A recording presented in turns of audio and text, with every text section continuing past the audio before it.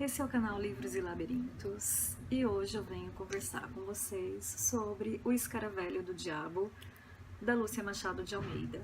É um livro que durante a minha infância eu não li, porque o livro dela que eu li e gostei muito, li umas 9 vezes, sem brincadeira, eu estava na terceira série, que é correspondente ao quarto ano de hoje. É o caso da borboleta tíria.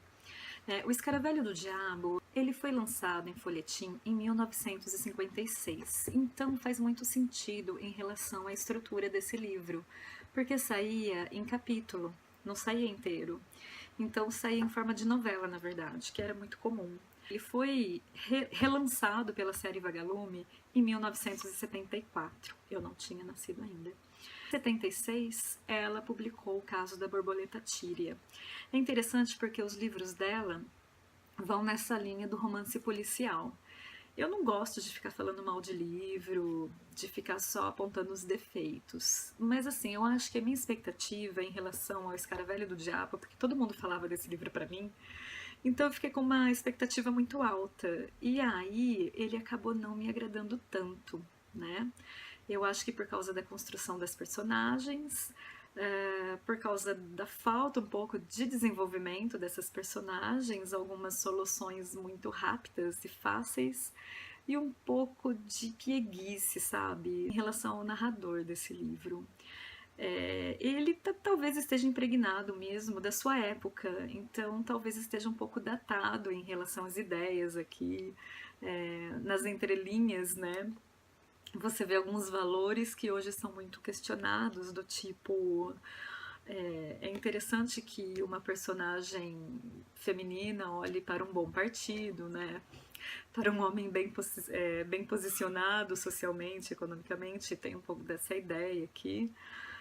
Mas eu acho que eu não sei se as crianças que leem, eu acredito que sejam crianças de 9, 10 anos, se elas vão prestar atenção nessas coisas, porque a intriga é bem interessante. A gente fica preso no livro se você não prestar atenção nessas coisas. Como é um romance policial, eu não vou falar nada aqui. É o único tipo de livro que eu não abro lá atrás para ver o final, né? Porque senão acaba a graça do livro. Olha só, o moço estava quase convencido de que a morte de seu irmão tinha relação com a de Clarence. O moço aqui é o protagonista da história, o Alberto. Se bem que em vida ambos se ignorassem reciprocamente. Havia uma ligação íntima qualquer a uni-los na morte. Não tinham ambos recebido um besouro nas vésperas do acontecimento fatal? Um besouro cujo nome parecia anunciar de que modo as pobres vítimas terminariam os seus dias? E ambos possuíam cabelos vermelhos, vermelhos como fogo. Afinal de contas, que laço poderia haver entre dois rapazes que nem se conheciam? Então, se você prestar atenção nessa trama aqui e quiser saber, né, quem foi o assassino, como que ele pensou, porque era um assassino muito ardiloso, a forma, né, com que ele matava suas vítimas, né, ele mandava um besouro antes, e cada besouro tem a ver com o tipo de morte de cada vítima. Então, se você fica nessa questão, aí tudo bem. Tem uma personagem aqui que me irrita um pouco. Compensação, o detetive mesmo, gostei dele, o Pimentel. Como detetive, os diálogos dele, para mim, eram os melhores. A maneira como ele pensava, como ele agia como detetive mesmo. Aí eu posso pensar no Sherlock Holmes, não que ele tenha, né, aquela capacidade de pensamento do Sherlock Holmes.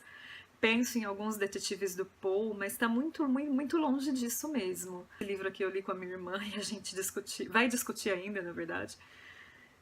Mas é um mamão com açúcar, assim. Então eu fiquei um pouco decepcionada porque, como narrativa, eu esperava mais. Por quê? Porque, como narrativa, o caso da borboleta tíria é sensacional. E é da mesma autora, né? Então não sei muito bem o que aconteceu aqui. Leia para você ver, né? Preste atenção no contexto, preste atenção nos personagens, em algumas ideias veiculadas aqui, né? Do tipo, olha, as mulheres são como as cidades, né? Elas perdem o seu encanto quando nós as conhecemos melhor.